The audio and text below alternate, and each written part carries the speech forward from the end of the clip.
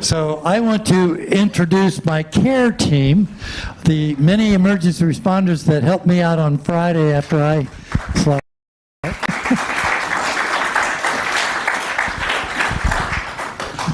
And with that, Mayor, are you appearing? The man behind the screen? Yeah, I mean, can you hear me? Yeah. I mean, I think with everything, you know, this is our third session. Thank you to everyone who came out. If it's your first time, I think you're in for a special treat. One just thing, as we're coming into last year, we're really thankful for all the work that you did.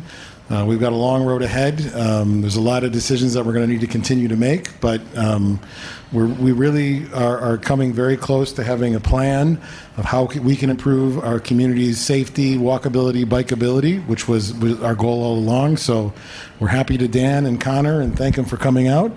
Yeah.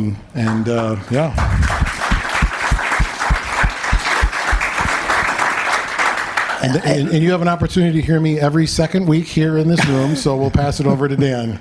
Okay, thank you so much, Mayor. We're delighted to be here. All 3 days of events have just been packed with great people.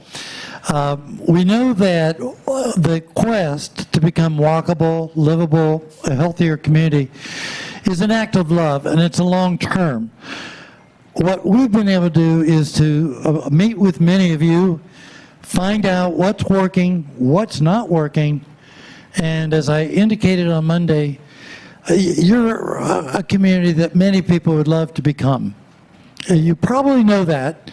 The whole point is that all communities were overbuilt for speed, cars, and made people too dependent on that, and it really reduce our ability to live social lives, healthy lives, and but the good news is East Aurora would like to be a leader in developing the whole region and to be that model of what is possible.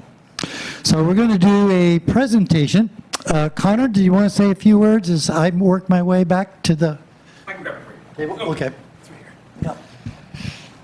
Yeah, just echoing everything Dan said, thanks for having us here. It's been a great few days getting to be on the ground, hearing so much from the experience you all have, and allowing that to inform our recommendations. We always say, we're consultants, right? We come from away.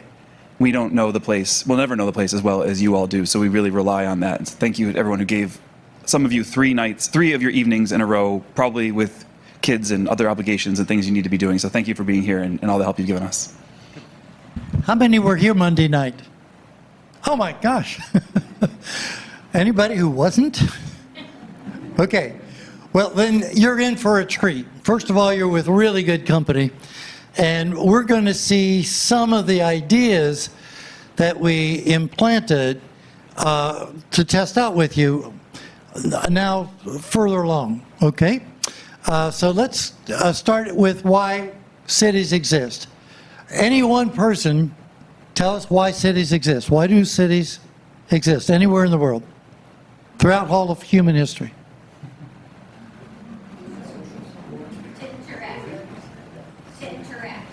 You pretty well nailed it.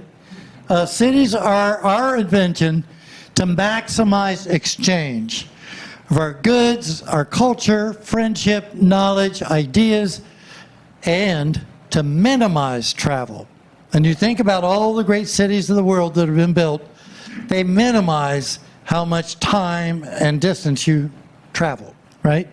So we're trying to get back to the core reason people built cities to start with. And the good news is the vast majority of your community was built very early auto or pre-auto, right? So you had the right bones for us to work with. The mistakes got made mostly in the last 20 years, but you can correct most of those mistakes.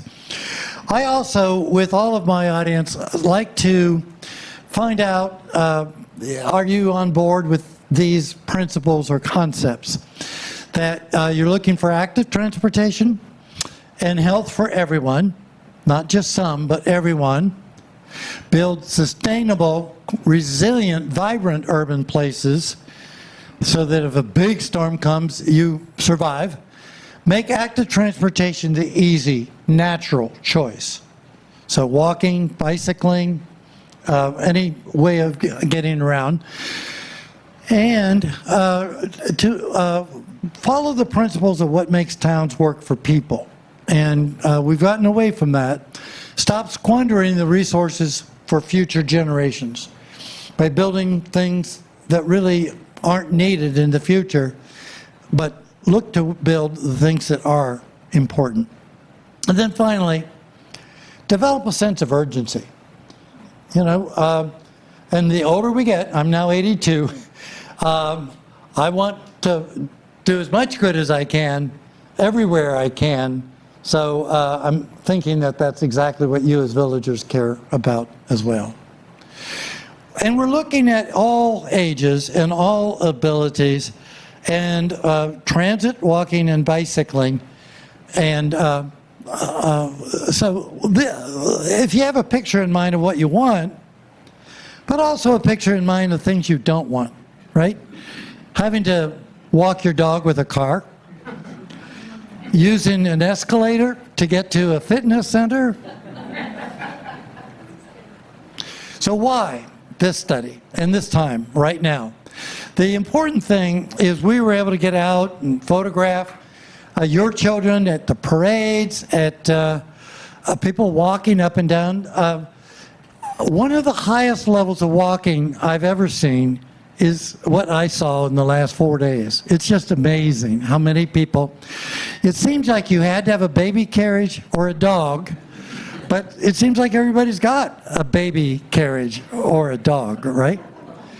And but to keep in mind that what you're trying to do is protect and preserve the greatest of what you have, right? And designed for all people, not just your residents, but the people you want to invite to come and enjoy the fruits of your labor. And of course, designed for people first. You'll accommodate the car. There's no way you're going to overlook that, but you should not be building for the car and forgetting the people, right? And then to keep the cost low so that you can build the things that you need in many places, not just one or two. We love the idea of engaging the public, that you're the experts, you really are. Connor and I are specialists, we work in this field, but you have some knowledge that is just very deep, and you know what's not working or what is working in the field. We also say that when we get down to the actual neighborhoods, where you do a traffic calming treatment, many of which we're going to show, it's the neighbors that choose the right tool. I've never, in all the many neighborhoods I've worked in, had a neighborhood pick the wrong tool. But you need to know what your choices are, right?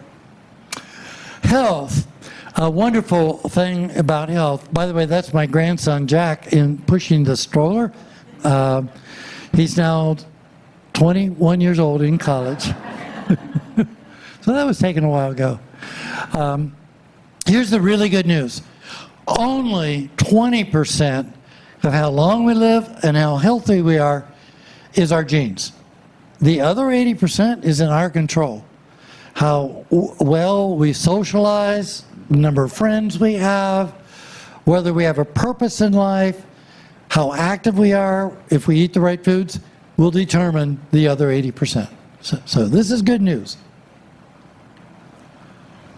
This is the man who started the Blue Zone organization. His name is Dan Buettner.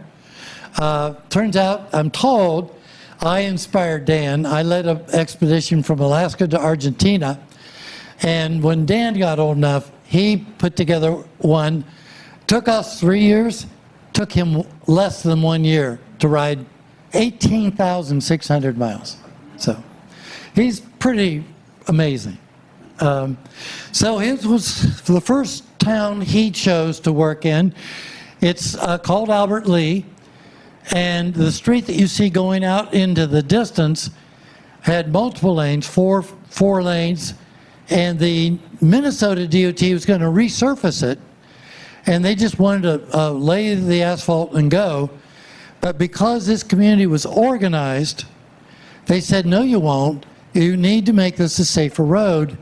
So we came up with the concept, and we took it down to 2 lanes, added more parking, and the crashes came down 73%.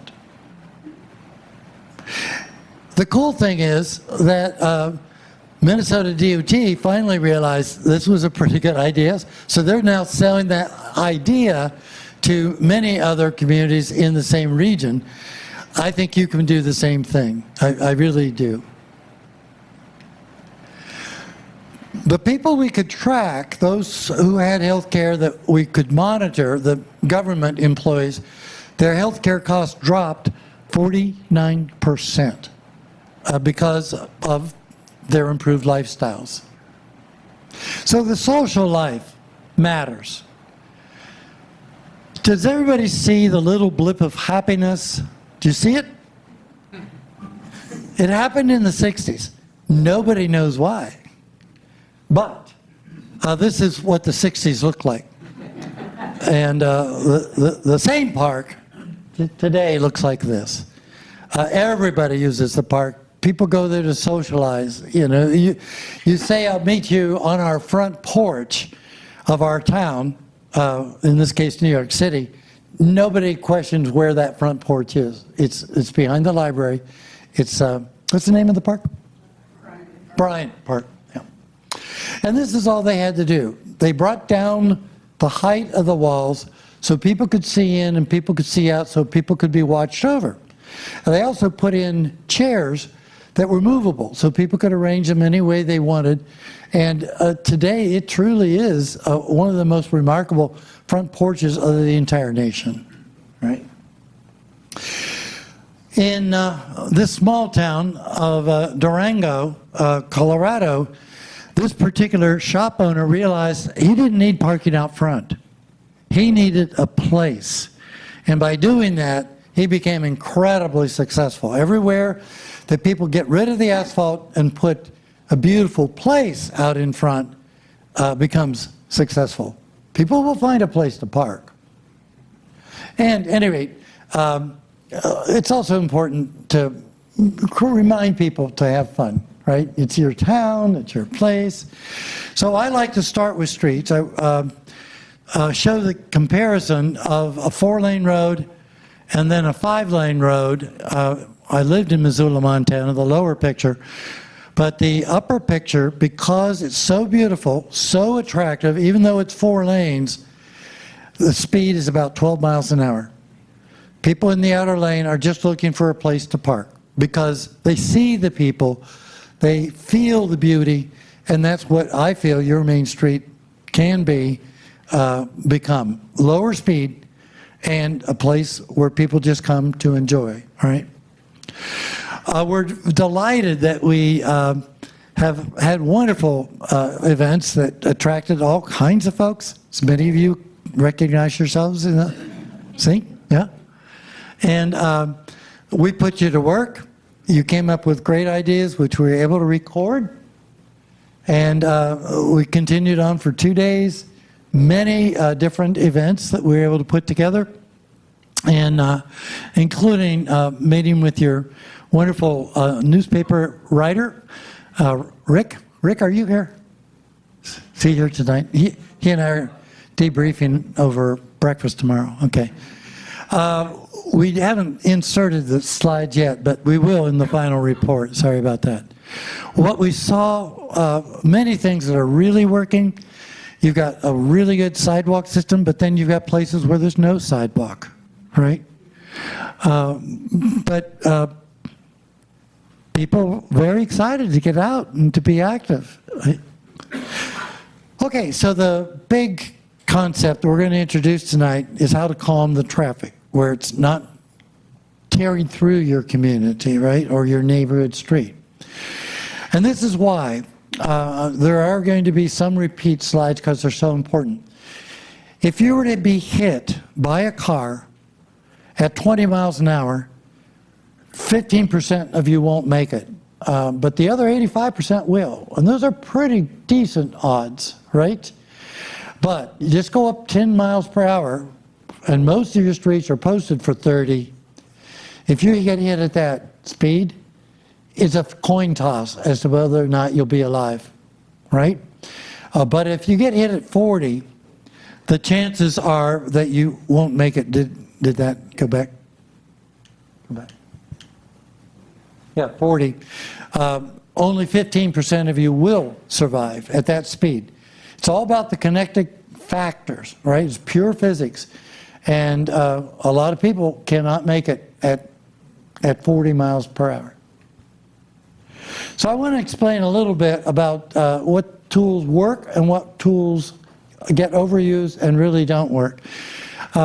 We are what we call right now for East Aurora in stage 1. You've been applying tools like four-way stops that are so overdone that it caught us off guard. And so this is what happens if you put in the four-way stops, is if you look at the red line, motors do come to a stop, most do, and then they want to make up that lost time, so they spike their speeds. A real traffic calming tool, many of which we're going to show you tonight, is very different. You don't stop people. You bring them down to a safe speed, but they don't feel they have to now make up the time and so on. So that's what we're focused on tonight. This is a town that I am very proud of. It's Lancaster, California. I'm told I inspired the remake of their downtown. And they went from 5 lanes down to 2. This is their main street. And they've already attracted $750 million of new businesses. That is a huge change. This is what the street now looks like. And keep in mind, this used to be 5 lanes, right? So, pop quiz, and those of you who know the answer, don't speak up. How fast would the average motorist go on this road? 40, 45. Almost every person comes up with that number, but what if you did this? What if you had the parking? Trees? Huge change. Now comes a big one. You terminate the vista. And what an amazing, and now it's up to the developer to come in and build the right buildings, right? And I can guarantee you the speeds won't be over 15 miles an hour if you get the right elements together, right? So here are an array or menu of the tools. The mini circle is what we're really going to be advancing tonight. And we'll explain how and why they work. But also the curb extensions, the trees, right? For the most part, you've got the trees. But the other term I really want to make sure I get across is what target speed you want.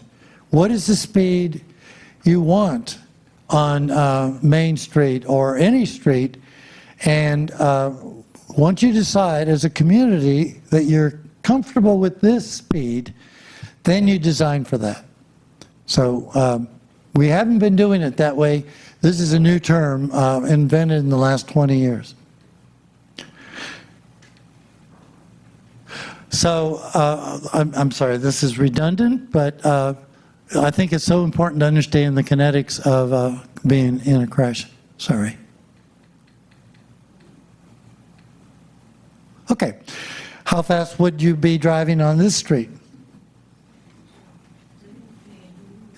About 15. This is the entry to an entire community, brand new community. It's called Watercolor. It's in Florida in the Panhandle. But the motors are coming off of a 55-mile-an-hour road. But the visual information they're getting is you need to be going about 15. Or how fast would you go on this street? In Portland, Oregon, right? Or this street. This has narrow lanes. We recommend all communities in their urban areas should start with a 10-foot lane width default. Give yourself permission to go up to 11 if, say, you have high volumes of trucks or buses, but 10 is really the right speed. Speeds can come down as many as 7 miles an hour. Fortunately, many of your streets are using the 10-foot lanes. Others could use that. Gateways, another important term. We're recommending all your key streets as they enter the village should have a gateway, and we'll show what some of those are like. This is that gateway into the watercolor that I showed you, and it's really cool. We have a median in the middle, and then we have, oops, come on. Gateways, okay. And then with the 10-foot lane, there is a shoulder that's a hardened area that you could roll over if an emergency came up. But the point is, you only see 10 feet, and you're right next to a raised median. So this is a gateway. This wants to be a gateway. It was a 2-lane road, third lane you see, and they wanted to widen it to 5 lanes. So I went in and worked with the community and showed them what their 5-lane road was going to look like. And they said, well, we don't want that. So I said, you can move all the traffic if you design it this way. And true, a roundabout will move 30 to 50% more traffic than a signal. So they had no need to widen that road. They saved mega millions of dollars by not doing that. There you see the, it's actually a very solid edge, but it is grassy, so you don't feel it, you don't see it. Another gateway, this one into a community in Michigan, and again they use curb extensions plus the center median, and you can do this on appropriate roads, right? Main Street. All the things that you see in this list really need to be part of what you study with the Main Street. Now, we didn't get enough time to go down and really get into this level of detail, but you need transparency. Well, that means the buildings sit where they should, and that they have a certain amount of glass. The magic number is anywhere from 70 to 90% glass, doors and windows. And now people feel watched over. The sense of enclosure, where the buildings sit, on-street parking, trees, lamps, create a sense of enclosure. The human scale, is it scaled toward the human eye and human love of being in a place? And then imageability is one of my favorites. How strong is the image? If I come back to your community in 20 years, will I recognize them in your town or your village rather than somebody else's? And I've yet to find a town that I've gone back to where I didn't know where I was. They're just so distinct. So we like to divide a sidewalk into the place people don't walk. It's the first 2 feet. And then where we store all the furniture, and you've done a pretty good job of this, and then the place that people walk and talk. And again, you've really laid out a very good set of 3 places. Now the big ones. What you're really lacking is a safe way to cross the street, right? This is a very low price one. I suspect that's just brought in on a front-end loader skid. Very affordable, but it gives that pause point so the pedestrian's not making it across 50 or even 60 feet. They're only going across 12 feet of active space. And you can see it from the side. You could also do a total raised median. There are a couple of locations we'd recommend this. One that used to be a 4-lane road. We took it down to 2 lanes, Gaines Street in Tallahassee, Florida. And we made it so easy for people to park in the parking lot on this side and then get across to their grocer. So. Orchard Park, this is a treatment that we're suggesting for buffalo. And I think you can see all the elements that go in. They're also going to have the park assist lane in red, and then 11-foot travel lane. They do have a lot of trucks, but you see the Z, the little step? That forces the pedestrian not to run across the street and to look squarely into the eyes of the motorists, no matter which direction they're going. A step up from there, and we are going to recommend this for some of your streets, is that you do a raised crossing. So this brings the motor speed down to about 15. Again, we're not stopping them, but every time I've gone out to see this street and observe it, which I helped design and build, I've never yet seen a motorist that wouldn't yield to a pedestrian. We talked in one of the groups about half signals. There are times when you'll need a signal, and this is the best type of signal. It's the lowest price, and this would be used mid-block or where you're not otherwise using a regular large intersection. Seattle has over 30 of these half signals. Now this is a trick. The blacktop asphalt is only 8 feet wide, so the motorist feels like it's very narrow, but it's actually curb face to curb face about 13 feet. So we just do that by extending the gutter pan and reducing the asphalt. Intersections, very important. These are all the tools that we recommend. Not every intersection can have all of the tools, but we really believe that you should inset your parking, have the curb extensions, have a median nose. So everybody see the median nose? It extends out. That keeps the motors making left turns very honest in their speed.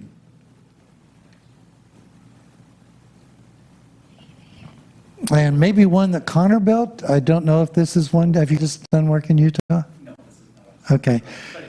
Yeah, this is a really real design. Notice again the curb extensions. The wonderful treatment. The bicyclists can make it through without being impeded. The pedestrians, look how easy that is for a pedestrian to get across.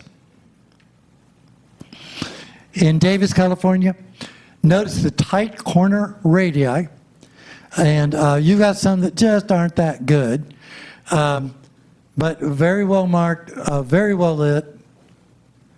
So this is what I really wanted to get across on your intersections, and that is if you get hit broadside or hit someone broadside, the kinetic factor, the physics factor is huge. It's like off the charts, and the chances of surviving are really minimal. But look at this with the roundabout. These are the kinetic forces, right? The angle is soft, the speed is low, and so that's why it's very hard for someone to even have a personal injury in a roundabout. Edge lane roads. I think this is a new term for many of you. I'm in love with edge lane roads, and I'll explain why. This is basically what an edge lane road is. The dash space in the center is a two-way road.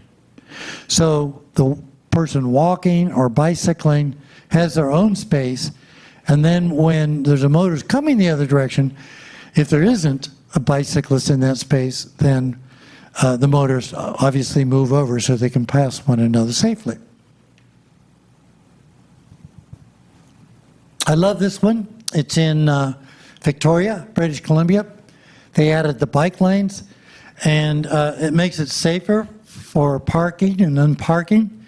And again, this is a two-lane road, but the motorists don't go fast. The speeds come down, by the way, and there are a number of your streets that we feel that are good candidates for this type of street.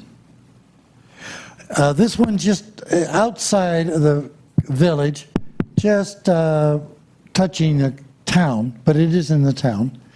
And again, notice for whatever reason, it's posted for 30 miles an hour. And they're also saying, watch out for our children, right? It's kind of a, what? So what if we redesign the street for 20?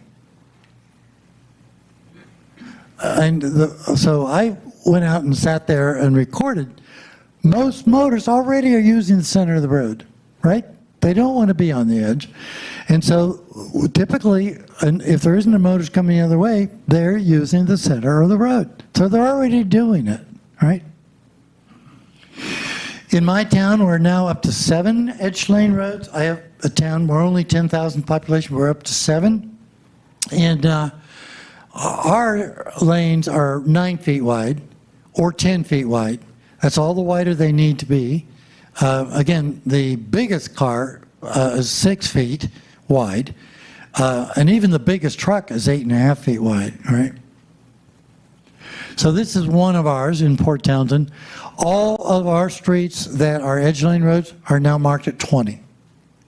And most motorists will only do 20. What are some of the other benefits? Well, first of all, the sight lines improve. You can get in and out of your driveway much safer, much easier, right? Again, the speeds come down, and now it's much easier to walk or to bike on those roads. These are streets in our town that will never have sidewalks. We just have too many ditches, and it would be way too expensive. And you have many of those candidate projects. You could also move the walk, bike zone to the edge, and again, motors coming the other way, they can't pass one another unless they pull in when no one's using this space. Does this all make sense? Lighting. You need more lighting. You need better lighting, especially on Main Street. So these are just examples of towns that put in the right kind of lighting. I like to say lighting, if your merchants would leave their lights on timers to say 11 at night, then this warm glow of light really activates your walkway. And during the cool of the summer, you can see more people walking and enjoying. And again, just some examples of the types of lighting that really help illuminate your sidewalk.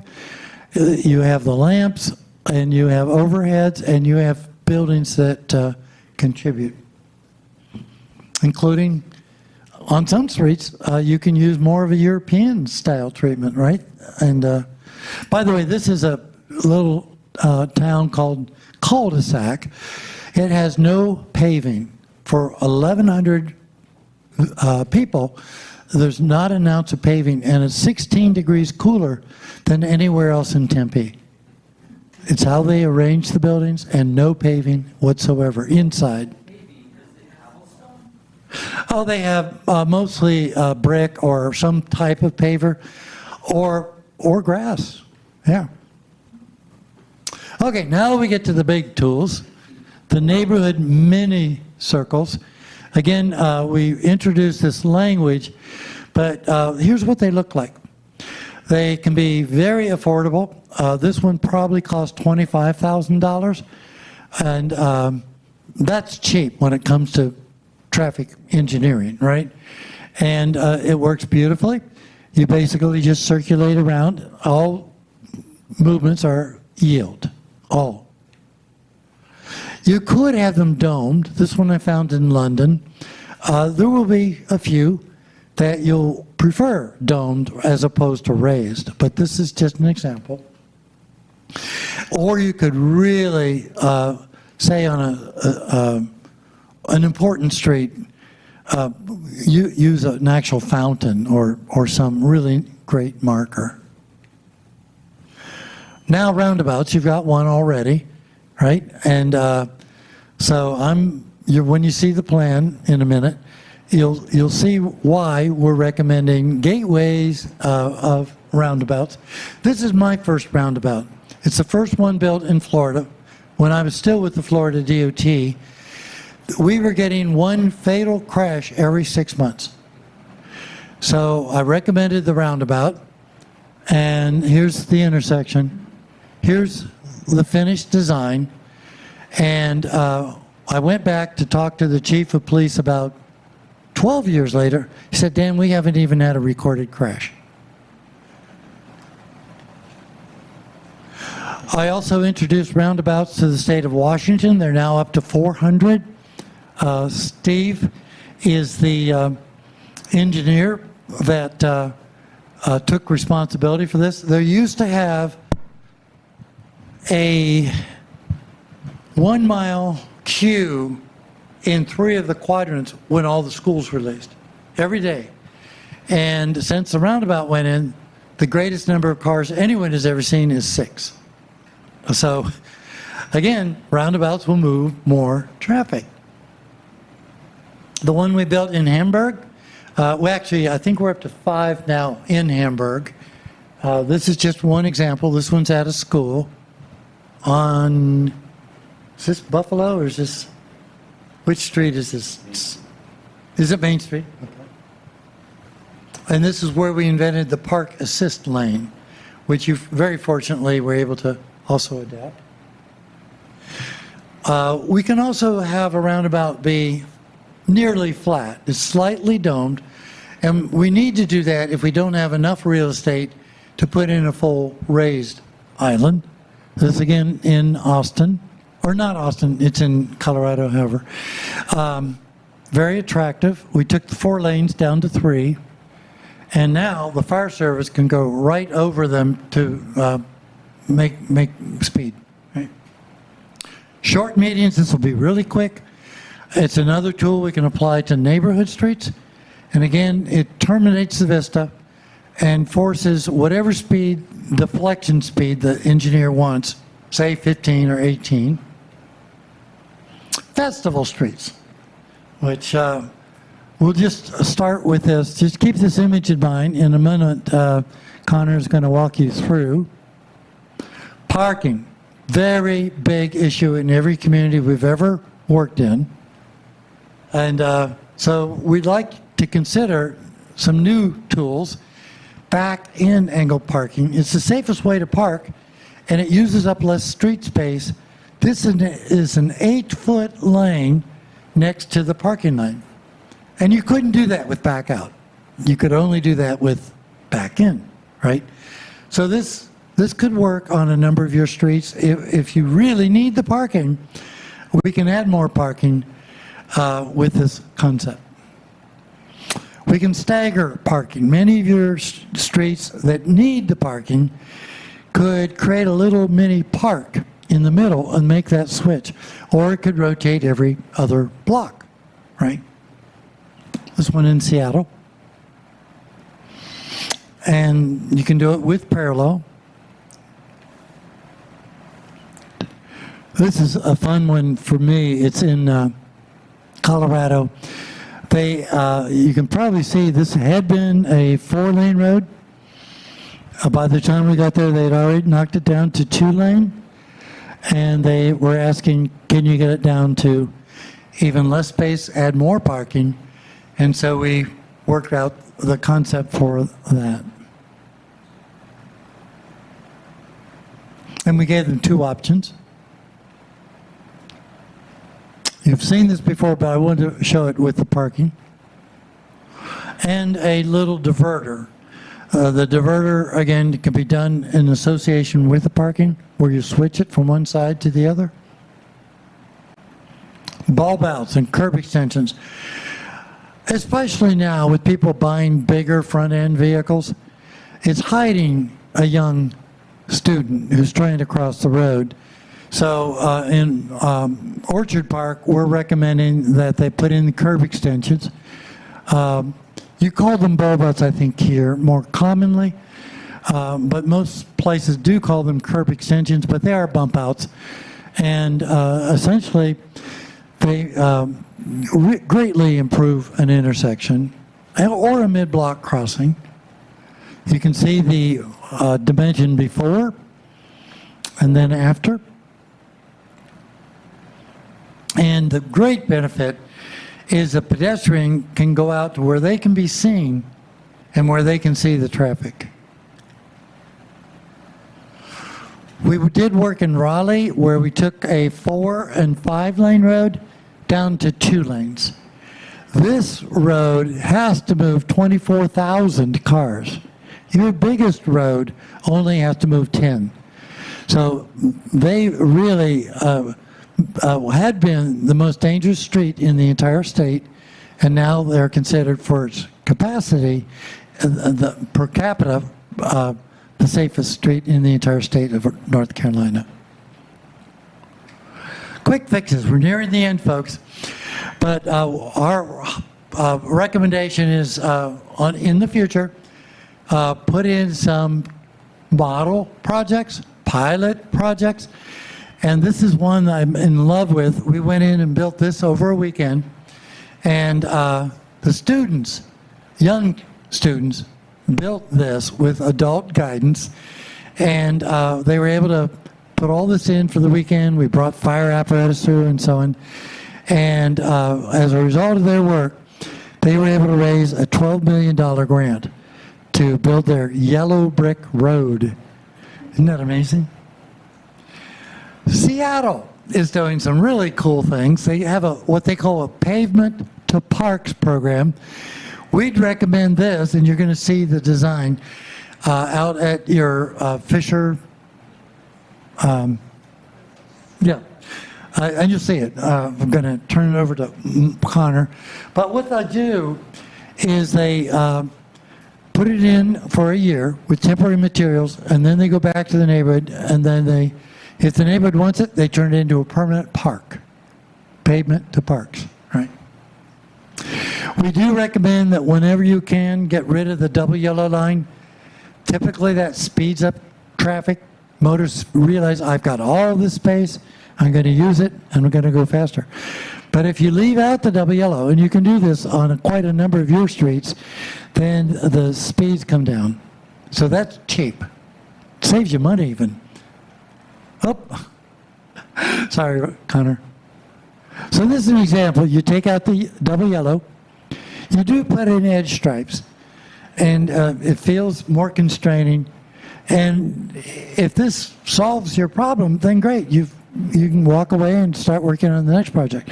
However, you may find that you now need to do a raised dome or something else. And again, it can be a very affordable price.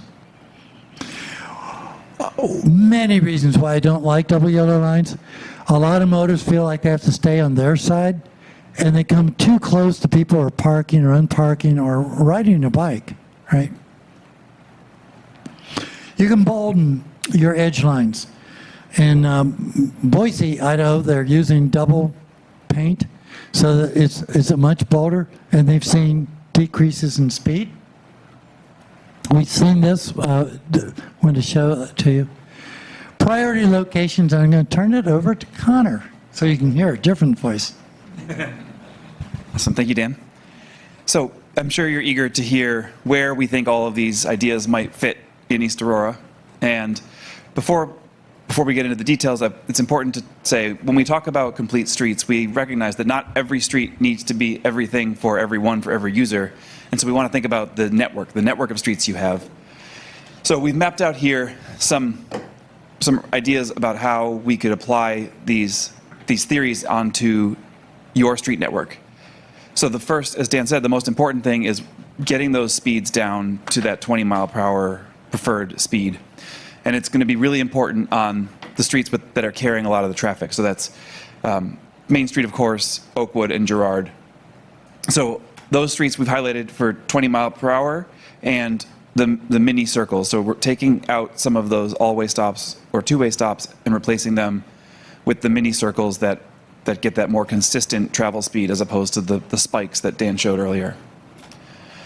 We also want to emphasize the connectivity north and south across your grid, and we want to supplement this with some of these gateway roundabout treatments. So figuring out where are we going to cue people as they're entering East Aurora to know this is a different kind of place. You need to realize that we're in a place where people are first, and you're slowing down, and you're here as a guest, you're welcome here, but you're not going to cruise through our community at high speed. So we took some of these ideas and we wanted to sort of lay them out in a little more detail. So I'm going to walk through a couple of examples. And I know not everyone is used to looking at the world from above. Dan and I always look at our communities this way. You don't. So we try to give a little bit of a hybrid of what that might look like on an aerial as well as on the ground. We can do more with more time. We can make better illustrations. But this is the intersection of Mill and Quaker, a pretty fast intersection that's hard to cross, and we have a history of crashes here. And we think this could be a great spot to introduce that one of those gateway roundabouts. As you can see, as you can see on the illustration, it doesn't fit quite within the space that we have. So this is a big, ambitious project that would require some engineering and maybe some land acquisition, but really an important gateway and change to the behavior there. I'm going to try and go through a little quickly because I want to give you guys time to come up on the map and share some more of your ideas. Here's South Street and Olean. A pretty simple fix here would be to build out those curb extensions, make the easier for pedestrians to cross, and slow traffic down no matter which way they're going through this intersection. Right, accessing the park right there. Hold your applause to the end. Another one of the treatments that Dan talked about is what we call a raised crosswalk. And we think the intersection here of Chestnut and Olean, where we hear there's a difficulty getting cars to stop for pedestrians crossing the street, could be a great opportunity for a raised crosswalk. And a really primitive drawing of this here, this is how this would look, right? Vehicles driving down Olean would have to ramp up, if you can use your imagination, they're ramping up to go over that crosswalk and then back down the other side, while pedestrians are traveling. They don't have to go down to the sidewalk. They're staying at sidewalk level. They're more visible because they're up higher compared to the driver's eye, and it's just obvious who has the priority to cross here.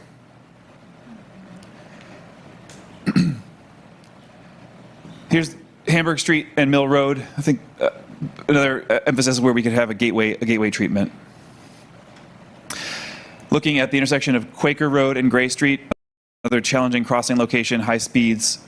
Here's where we think it's really simple and cost effective to take up some of that space that isn't needed for driving and fill it with temporary or quick build materials so that now pedestrians can cross in 2 stages. There's no left turn for cars to make here, so we don't need a left turn lane if you're coming up, up this way on the street. So you take advantage of that unneeded space, fill it up, and let people cross more safely.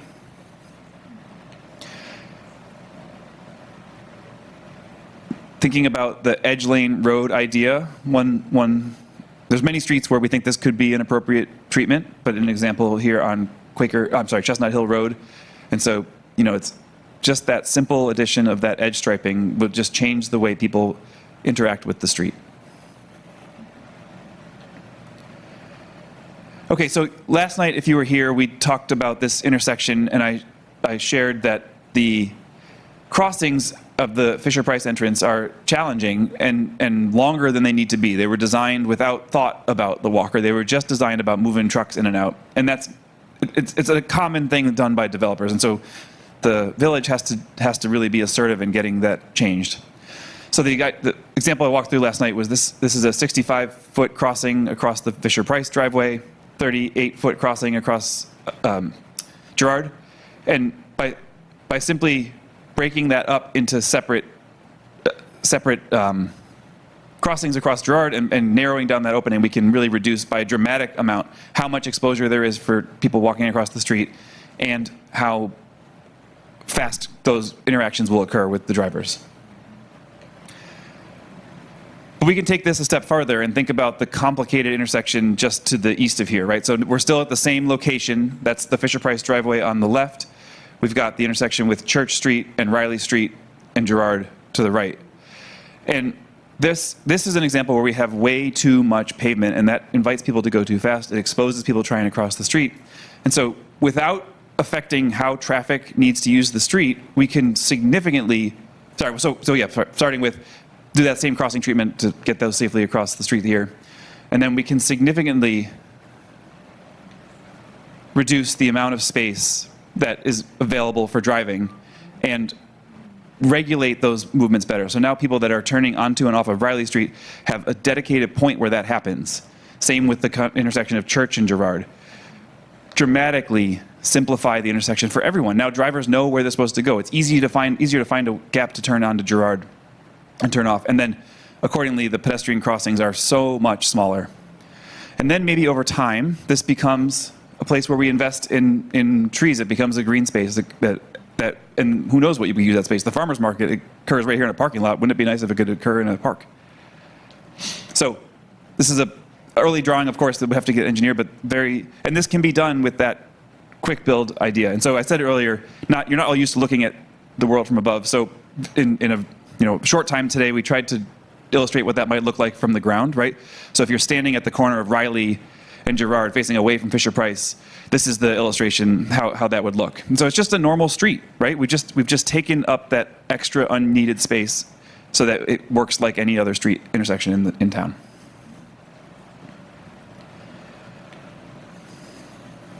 Okay. Moving now to the west on Girard. Girard, we know it needs to be slower. We know it's used by commuters. It's a way to bypass Main Street if you're trying to get across town. And so we really need to slow people down.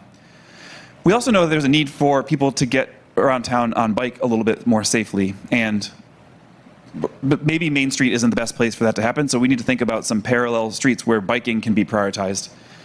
And so this is the kind of place where we would recommend what we call separated bike lanes. So we have a mini circle here to slow down that interaction at the intersection. And then we don't need to be this green, but I'm just trying to illustrate the concept here. We could put in what's known as separated bike lanes. So these are the bike lanes that have some sort of physical delineation between the driving lane and the biking lane. And these are the types of facilities that get people who are interested to bike but are nervous to do so to actually do it.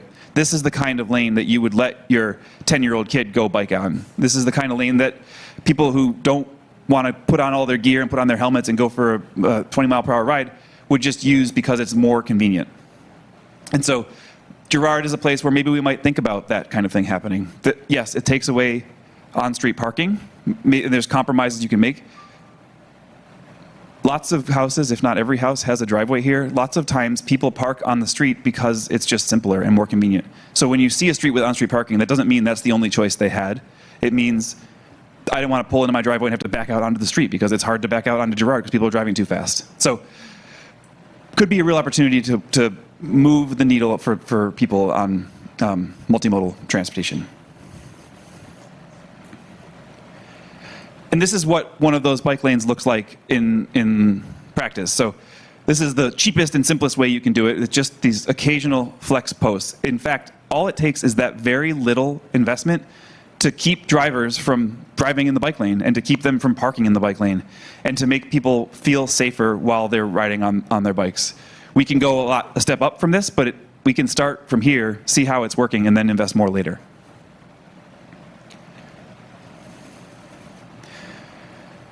Okay, so Main Street now to the east of the village, east of the center of the village, is only 30 feet wide, and that affects the amount of choices that we have. So, in principle, what we want to do with a street of that width is have a 10-foot travel lane in each direction, a narrow 7-foot parking lane, and then use up the rest of that space for the park assist or just unusable space. So when we have that sort of dimension, we could consider taking spots to introduce a traffic calming element. So where we get just somewhere along the block, if people are driving too fast, we introduce this median that causes cars to have to do a little bit of a maneuver through the street. And that is enough to slow them down, keep them attentive, and regulate speeds on that street. Or, since we can only have parking on one side of the street, as Dan illustrated earlier, we can couple that with swapping the side of the street that parking is on. And again, that not only makes people have to physically change their route, it also creates that visual end to the site. They don't see just a straight road straight out of the village.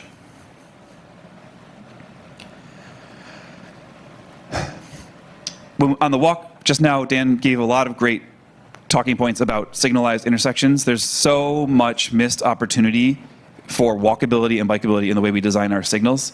But the one very simple example is when we don't put the crosswalk on all four legs of the street, we are causing pedestrians to cross at much greater time, so more delay for pedestrians, and at an incredibly greater number of exposure points, right? So if each crossing has 6 potential exposure points, you're increasing that crossing from 6 to 18 just because we thought it would be more convenient for drivers if we didn't allow people to cross that location.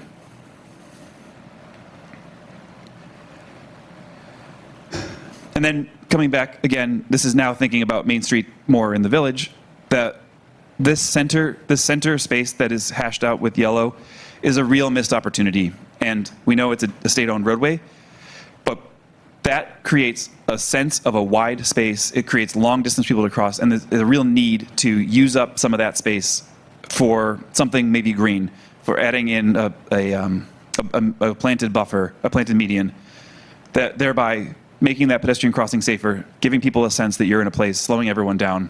And this can be done without digging up the street. We could do it with adding planters to the top of the street, right? We can do it with temporary materials now, and over time add more and invest in more. Sorry for rushing, but I want to make sure we get through these ideas.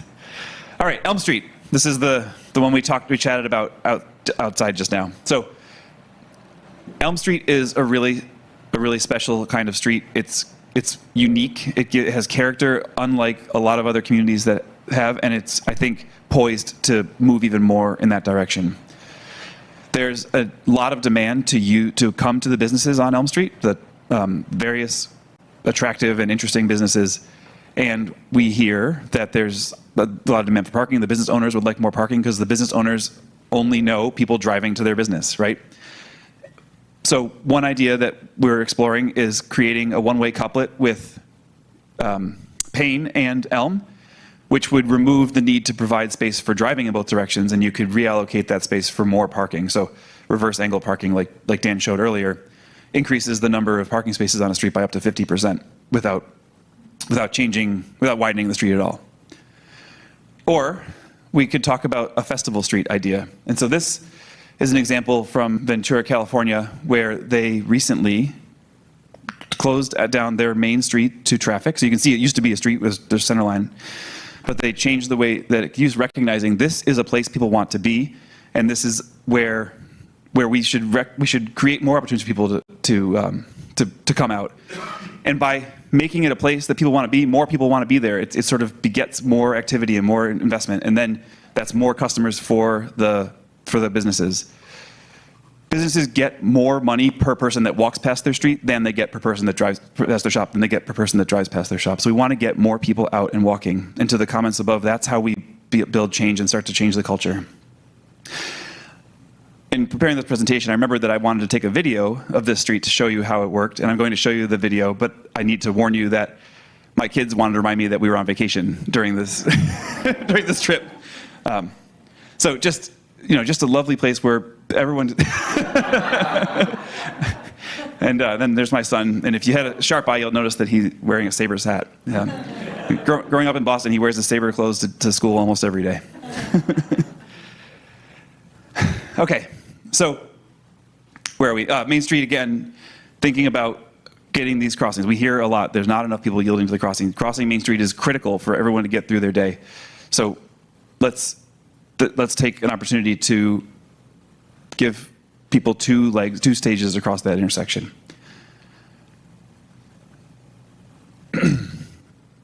Grove and Main. Oh. Dan, I forget what we were saying about Grove and Main. We'll remember later and tell you. It'll be in the report. And then T intersections, again, every time you have a T intersection, there's usually a movement that's not happening, a left turn that's not happening. And so fill up that space. Don't let that just be wasted striping. Let's create safer space for people to cross. And then, of course, we need that pedestrian leg with a crosswalk. Okay, last thing to talk about, we shared this last night for those that you were here, but really looking to build out more connectivity because walking and biking are the most sensitive modes to the distance they have to go, right? And when we have a network of connected streets like on the bottom of the grid, we always have a short distance between our origins and destinations. When we have a disconnected network of streets like we have on the top of the screen, then we have more length people have to go. So that's more time to travel through the network. It also makes it more likely people are going to drive. If you have a 5-minute walk, you might consider doing that half the time. If you have a 20-minute walk, you might consider doing that 5% of the time. And that driving makes it less pleasant to walk, right? It's this vicious cycle that we want to snap out of. And the driving creates more congestion on that section of street that everyone has to go on to get out of their neighborhood. And then we build wider intersections. We make the signal timing more focused on cars. We make it less inviting to walk. And it keeps going and going. So we have to turn that around, and we have to make hard, bold choices to do that. But just to illustrate, again, if you were here last night, you saw this, but to illustrate the simple connection between, say, Nye Hill Road and the pool park to the other side of Olean Street, if you wanted to walk there today, you'd have to take this circuitous route, which cost about 22 minutes of walking time. If instead the developer was required to make a connection when they subdivided this out, that walk could be more direct and an easy 6-minute walk for your kids to get to the baseball field or to the pool. And another example, zooming out from Glen Ridge Road, same sort of problem. If they want to walk to their Little League game, it's an unimaginable 40-minute walk across many intersections along a busy Main Street. No one's ever doing this. Whereas if we had that connection, then it's just a 15-minute walk or a 5-minute bike ride with only crossing one street, and something that most parents would be willing to consider letting their kids do. So with that, Dan, I think you have a few closing thoughts, and then we'll get into the maps and we can hear from you more. All right. Did you like what Connor presented? Okay.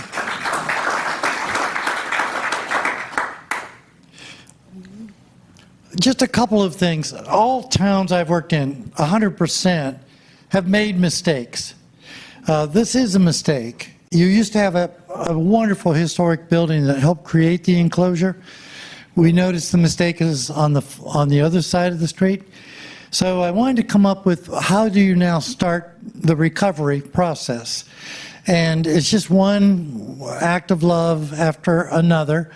But this did happen in a time, in an era when people lost their senses about what kind of a business belongs in your downtown, right? And I have no knowledge whatsoever if this is a thriving business or not. It belongs somewhere that's more auto-centric, right? So we're going to look at a number of these next steps. When we were asked to go into Redwood City, California, to help save a new park, it was all about traffic calming. How do we assure the neighborhood that the traffic's not going to do the wrong thing? So I'm going to play this for you.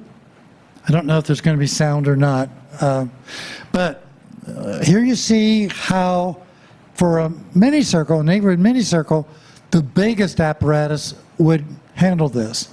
It could be a big truck just pulling a trailer or a big piece of hardware.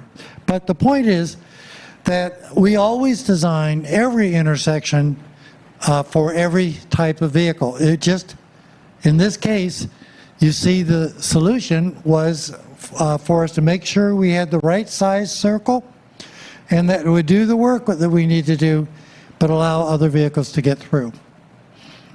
And in another case, another advantage of curb extensions is that sometimes motors will park too close to the corner, and now big fire apparatus can't get into the street. So by designing the right curb extension, the right size, the right scale, we're assuring access into the neighborhood. We can do the treatment for just a weekend, or we could do it for 6 months or a year until the bigger money can be found and brought in. So this is just an example of a quick build type of intersection that is fairly attractive and now makes the crossing for pedestrians much safer, much easier. You also can buy these temporary materials that can be bolted in and then unbolted after a trial. This was an area that they loved so much that all they did was just went and bought more material for the next intersection that they wanted to do. So what does come next? The fact that so many of you came out and gave us your ideas and helped us build a base to go with, we now need to figure out, well, what are the next steps to do? So we are delighted that you took the walking audits with us. There are more to do when you pick a particular street that you want to invent. It's a very powerful tool to get people to stop arguing about something they don't know about, to be there to see and understand how something works. So we do recommend more walking audits. But for your teachers who want to do this, to take walks with the children and have them help design their town. Children are amazing. I was in this little town of Bend, Oregon, and saw these children just walking with clipboards in hand, sit down, draw, get up and move to another place. So I asked the teacher what they're doing, and she said, Dan, these children are learning how to design their city. And think about that. We start with our children. But in every way that you fully engage your community, there'll be many more workshops to come.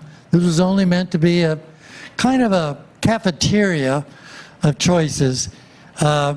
We gave you enough detail, and we are sure that these tools will work, but each new project you do is going to need some level of community engagement, right? And a few concluding thoughts. I happen to be doing what I do because I'm in love with building cities. You are in love with your city, but you want to make sure it's done right. And so your sensitivities and sensibilities are what it's really going to take to make smart decisions and not be afraid of change, to overcome, for many of your neighbors, the fact that they can become informed the same way you're becoming informed, and take the pressure off of your elected leaders, right? And I always like to close with Bill Murray. Remember, you're in charge, right? And it's your job, it's your mission. You're the caretakers of your town. We can come in as outsiders and give you ideas, advice, listen to you, lock in the ideas that will work. But truly, the big concepts that you come up with, they're going to be your ideas. Thank you very much, folks.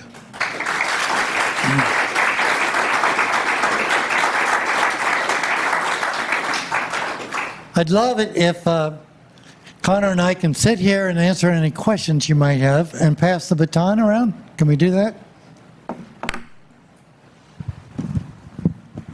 One thing I noticed was your gateways. You didn't have one in center and south. That's a main gateway coming in. The problem not right now is the school is out. It's a totally different dynamic. When high school is about a mile or so up the road, the BOCES is up the road. I've counted, I think, 7 or 8 different school district buses going on South Street, turning left to go out that way, which obviously isn't happening now. In fact, we have friends that live the other side of the creek. We're talking to them about the problems at the intersection maybe a month ago. And the one guy, retired architect, looks at his watch. He says, it's 2:55. We got to get across the bridge before 3. Because the school lets out at 3 and all the teachers' aides, buses, teachers, sports coming and going and all that. And there's 2 periods a day where it's like that. And actually, I looked at the traffic counts, and it is higher than Olean Road. Center at that point is higher traffic count by like 500 to 1,000 cars than Olean, where you're putting one. You know, that it does go down as the side streets filter in, but that was my... Thank you, and we're going to mark up the ideas as you share them with us. Others?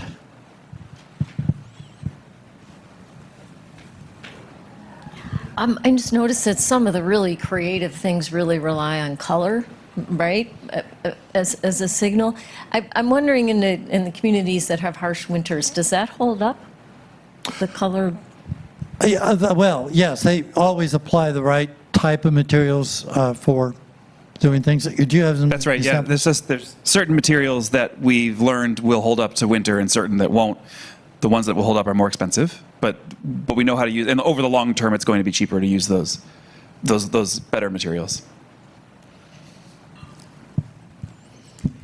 Back to Center Street, there are no stop signs for about a quarter of a mile on Center, and I live right at Center and Prospect. So from Linden up to my corner, people speed up and then they kind of glide through the stop sign there. So that's another area that could use something to calm the traffic. Marvelous. And again, we can apply the tools once we know what the problems are. Yep.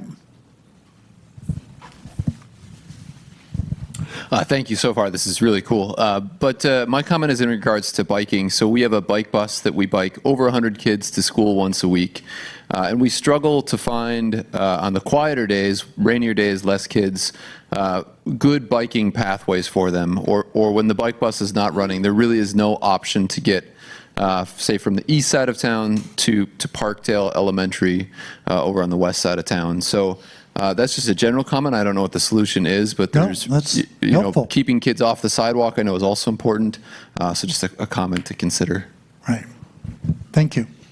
Yeah, thank you. I think we would love to hear more if you have ideas about what streets might be great. I think one of the great things that your community has is a lot of relatively calm residential streets, and if you have a decent quorum of people, it's easy to take over the road. You take Prospect. So on the south side, then where do you cross? Willow. Okay.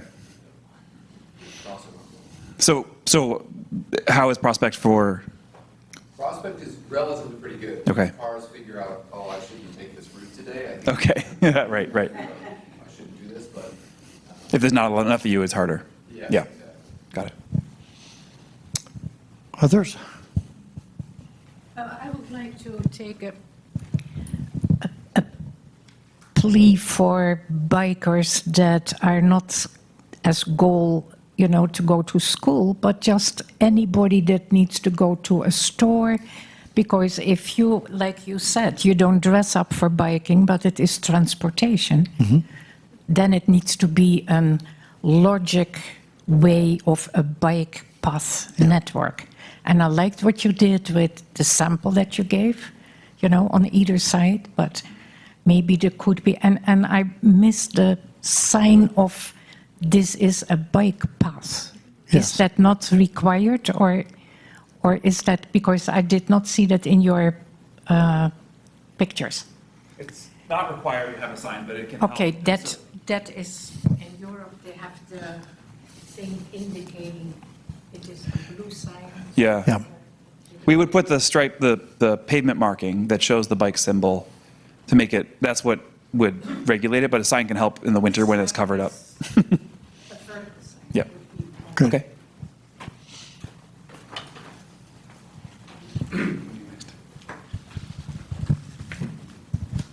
Now, on Girard Avenue, I would maybe make one area on the side street for bikes, and the other for parking, because down the line, there's a lot of stuff going on in East Aurora, and people do park down there. And if both of them were, Right. parking's a big issue in this town. Which part of Girard do you get parking on more? Near the school, right? No, down the No. other end. The other end? The other end, toward Fisher Okay. Price. Okay. Yeah. I'll get it over there next. So I'm Jeffrey Hentz. I live over on 866 East Main. And one of the things, I missed tonight's walkabout in the first part of this for other obligations that I had. But, we believe in the village that the streets are public infrastructure, but perhaps sidewalks should be considered the same way. They should be planned, inventoried, maintained, and funded as an integral part of the safe and connected village that we have. I just wanted to reemphasize that. I don't know how much that came up in discussion today. I have been on the other 2 days, and it had been brought up. That's it. Oh, thank you very much. No, that's a very key point, right? Yeah, I'm very pleased to know that you guys plow the sidewalks in the winter. You're one of only a dozen communities I've heard taking that level of care. And you get a lot of snow, right? Well, I live on Girard, and I spoke last night about Girard and the intersection of North Grove, where a lot of people go to the middle school. And looking at what you did with Girard, that becomes an ideal bicycle artery through town, connecting to both Parkdale and the middle school. And it provides a connection to the library for students to get to as well. The little mini roundabouts through there would hit those key side streets and make that transition for bikes and cars easier. Yeah. So I think that's wonderful and relatively low cost to try as well. Good. So thank you. One of the things we'll be doing is recommending that you do a trial set of many neighborhood mini roundabouts and other treatments we're talking about. But do you think Girard would be the first street you'd like to see them on? I'm seeing a lot of head shake yes. Okay.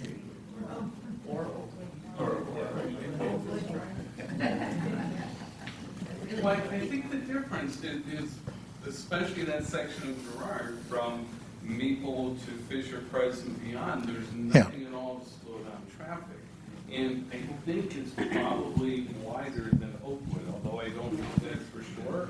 On Oakwood, at least you have stop signs that are slowing down traffic. So that's why, Girard is nice to bike on because it is wider, but because it's wider, cars go faster.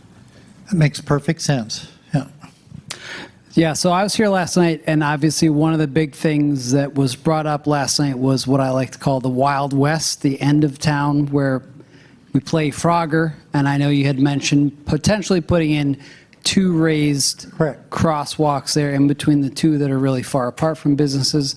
I mean, that's the one part of town that I would say is more of a pedestrian versus car problem versus pedestrians trying to cross or that are problems with cars. So I think that is probably one of the most dangerous areas, especially if the sun is coming up, Yes. heading that way, and that's one of the biggest areas that I think we have a problem with here. And it was brought up yesterday, but that's And important. we've already started some drawings on that, but they weren't quite ready to present. So very important that we look at the West End in a serious way. Yeah. Well, some of us may have missed it, but did you address an alternative pathway to get to Knox Park from the village itself, or the center of the village? For people not driving? You bet. Yeah. Well, I think Yeah, the west end of Girard ends up on a bike path that goes right to the south. right. When we talked about, we did have a crossing improvement across Buffalo, thank you, which is clearly needed and a major desire line. And then so if we try the Girard bike lane treatment with the crossing treatment, I think that could be a good connection.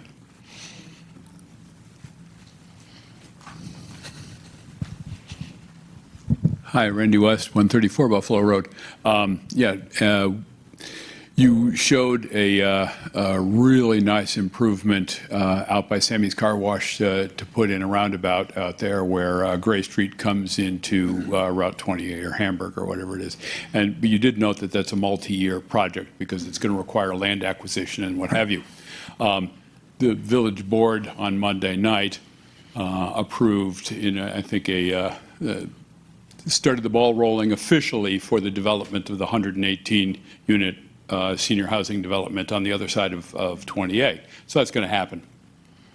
And it'll, probably happen within, say, 2 years. There'll probably be people moving in there. Wow. And so my question to you is, if there is something that we could do on a trial basis, as you've emphasized, that would start the traffic slowing in that area as people come down 28 towards Gray Street towards the intersection with Hamburg Street, towards Sammy's Car Wash, that would,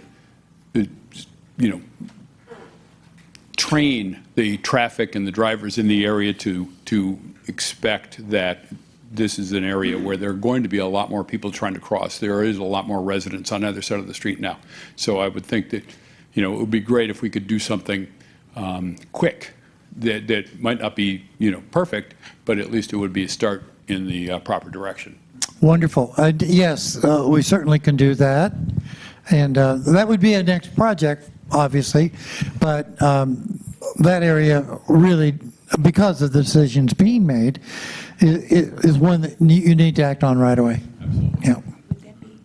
And just, can I just add to that point real quick? I'll grab the mic.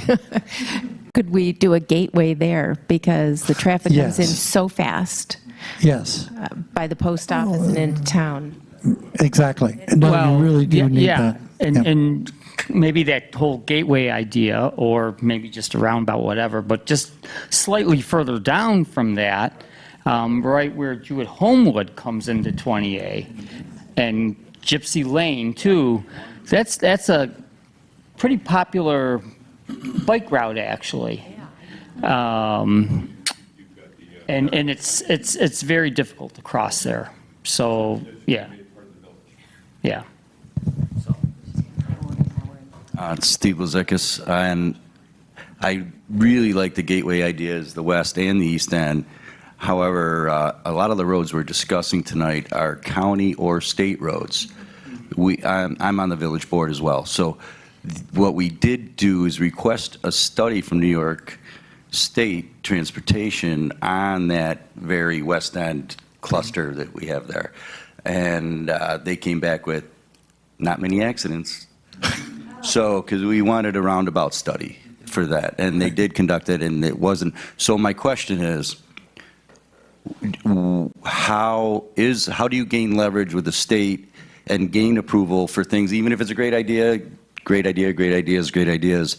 Our local Girard, we can do whatever we want with. Oakwood, we can do whatever we want with. But some of those most heavily trafficked areas are either state or county roads. So suggestions, how do you deal, or are you at the mercy? You're not at their mercy. They are changing, but they need more information to bring the kinds of changes. And I think that's up to the community to really pull together the right report, the right language, and find the right person. Again, I worked with the Florida DOT. I know exactly how they work. I've worked with DOTs throughout all the states. And there are the people who are sensitive that you can work with that can help you make that delivery. Yeah. And I realize it's not easy, but it's necessary, and things are shifting to where people are starting to care more about communities. So your organization basically just gives the suggestions and some designs, or do you also assist? We find the people who say, so for example, my organization, the Blue Zones, one of the people we have as a consultant is the former Secretary of Transportation for the state of Washington, one of the most progressive. He just recently came in and worked with Tennessee to bring them into the future.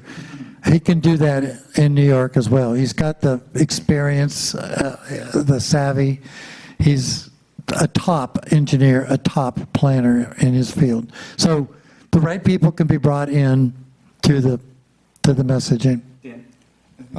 Yeah, I worked for the state DOT for 38 years in the design office. And yes, they look at accidents. That's center and south. We had a kid hit on a bike, 6 years ago, someone told us. But the county said, well, that was an anomaly. It's never happened since. But what you have to really do, we had a legislator out for the bike bus. I forget her name. Politicians, this is going back. We had a Harlem Road in Seneca. We're at an intersection. A politician promised if he got elected, he would have that done the next year. We never got overtime. We were allowed on the design to work Saturdays and Sundays for up to 3 months. We got the design out by whatever. It went to bid in under record time, and it was built the next spring from when he got elected. So go into your politicians. We had a legislator out for the bike bus. Maybe start with her. You really, it does work. I mean, I've seen it happen. I mean, I've never worked a Sunday in my life except for that, because the state, they had their money and that was it. If you got overtime, they went over budget. But you really have, and keep pushing. The planning department back then had how many people, and one guy will look at it and say, "There's no accidents here." You might need somebody out there to come out. The next guy will come out and say, "Man, this is a mess." Just because there's no intersections, it's because you still need to fix something. I mean, it was frustrating working there a lot, because you would see things like that and higher ups would say, no, there's no reason. But you really do have to push, start with maybe, the legislator that came out and have her go up the ladder and say, come and look at this, ride your bike through here, and see what's going on, so, okay. Great comments. Let's take 2 more questions, and we've got maps with Post-it notes. We'd love to have everyone come up and give them information that we still seek from you. But yeah, let's take 2 more questions. Hi, Shelley Dune. I live very close to the intersection of Mill and 20A, and it would be really great if you put a roundabout there. But because we're putting in that new, the development, thank you. Because we're putting in the new development, I feel like, God, if we got that right, if we had everybody slowed down at the Gray Street intersection, Mill probably wouldn't be nearly the problem that it is right now, because people wouldn't be taking their lives into their hands every time they tried to go left. Okay. Thank you. Great comment. And one more comment or question, folks. And thanks to everybody for turning out. This is Staying late. what we were hoping for. No one else has a first comment before I leave? What's it? Okay. Just a quick one. We're a community that's really interested in sustaining our community forest. So any feedback or suggestions you have on the type of vegetation, we really seek to sustain it and grow that in the future. So would love to hear your suggestions there. That's it. Wonderful. Well, thank you everyone for coming. I appreciate this. I'm breaking in a knee. That's why I'm sitting. It's not out of any other reason. But please come up, write on the maps, write on Post-it notes, and we just love to share your ideas. And thank you so much for supporting this level of change. Yeah, thanks.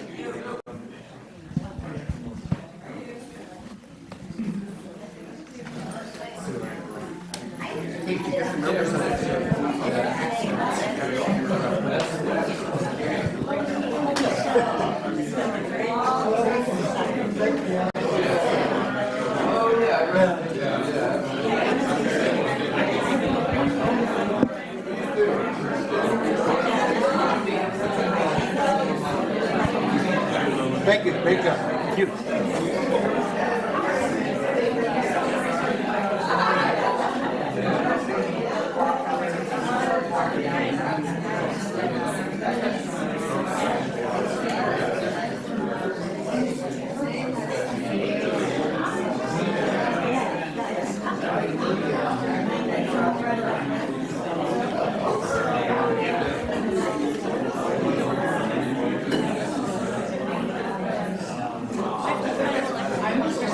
Don't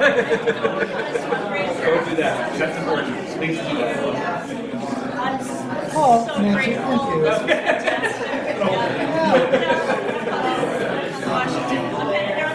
Oh, wonderful. Thank you. It's good climate. This time of year is especially good.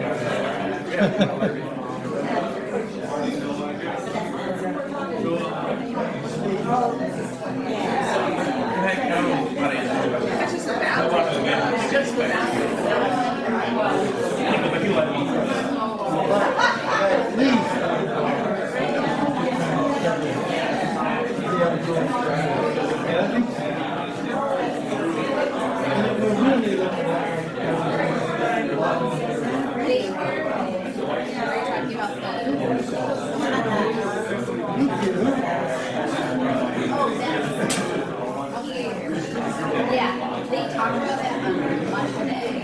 That was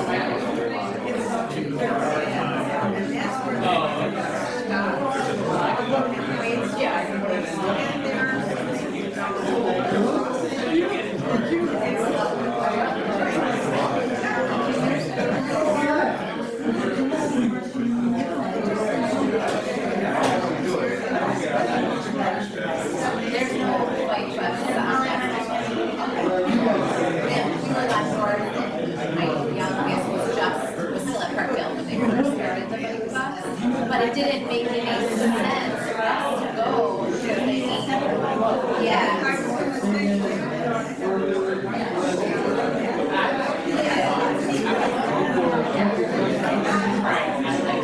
well, I think it's just because there's so many more kids. Well, the school is here, but it's these kids that are getting like left to right over. But even there's fewer kids, but it's still, I wouldn't let my we live right here. I would have a problem with them right here. But I wouldn't let them cross right here.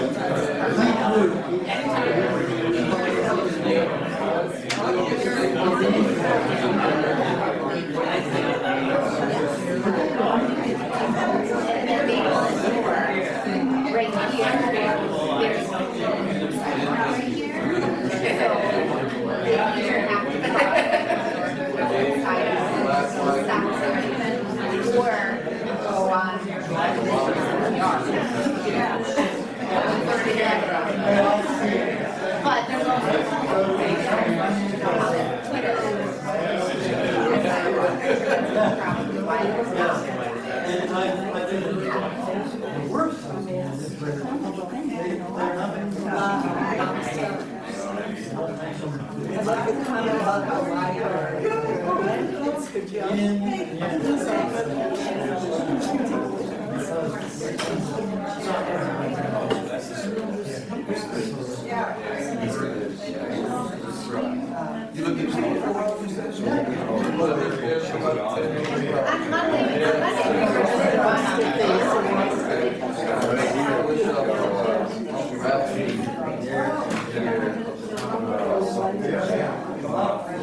Thanks so much.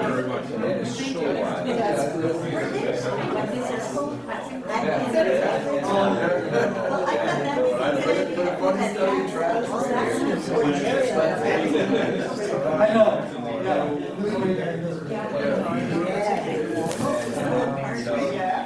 Sure, you got a lot of room. I mean, and then designate pipes, you know, right? Bicycle guy here. Thank you, Why were those people allowed to sell vegetables on the side? I never understood. No, I just never understood. I was wondering why they're there. There's no. Every town and village of Wales, nobody works, right? But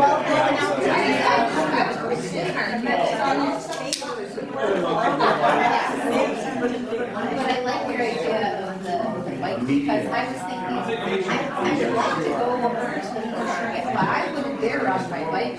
I would be really nervous riding my bike out that way.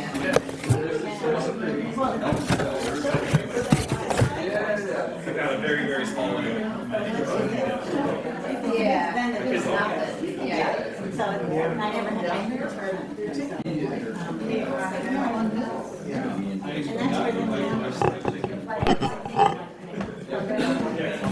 Well, that's why I was like, this television. Post office. So, this is the post office. Yes. And you know you're coming. There's, the dentist, and then there's the bank, and then there's the place that makes airplane lights. And I think it's right here. No, I think it's gonna come out up here, closer to the school.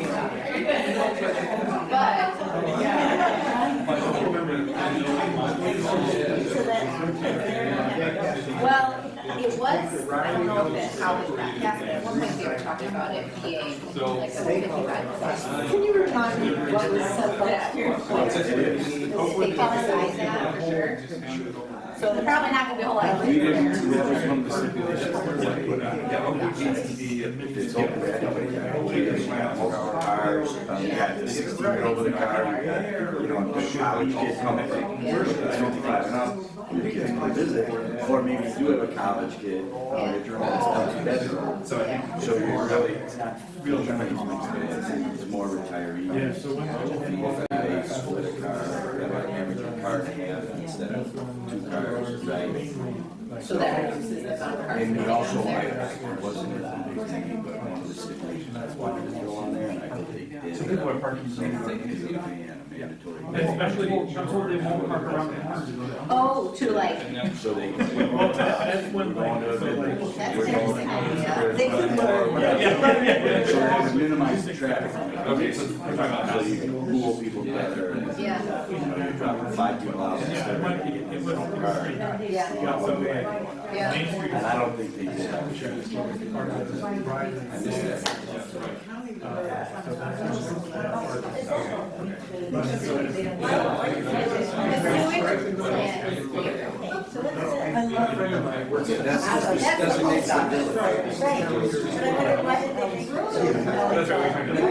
I missed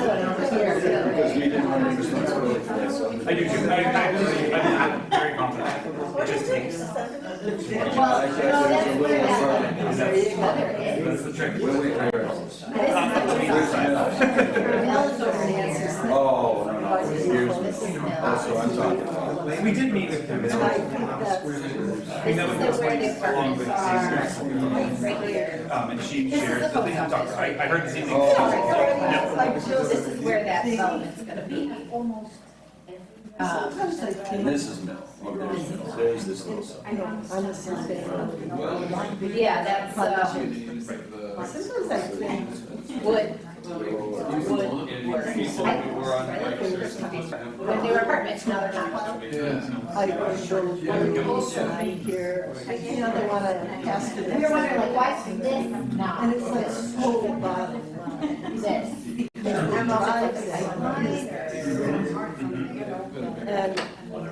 I don't want to, I'm just going to say, it's a pretty. It's just the first place I would yeah, participating in that discussion.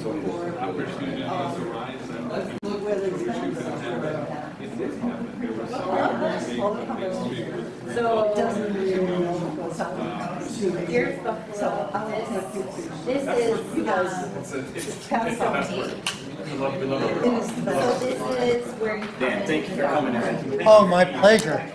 Thank you. Like I said, I was on the village board, voted to bring in, or piggybacking off there. We're not excited. Yeah. It's part of our. Yes, it'll be a final report, it'll be digital, and it'll be based a lot on what we finalized from this presentation deck. A lot more text and key recommendations. Yeah, Well, thanks again. thank you. How long have you been doing it as a user?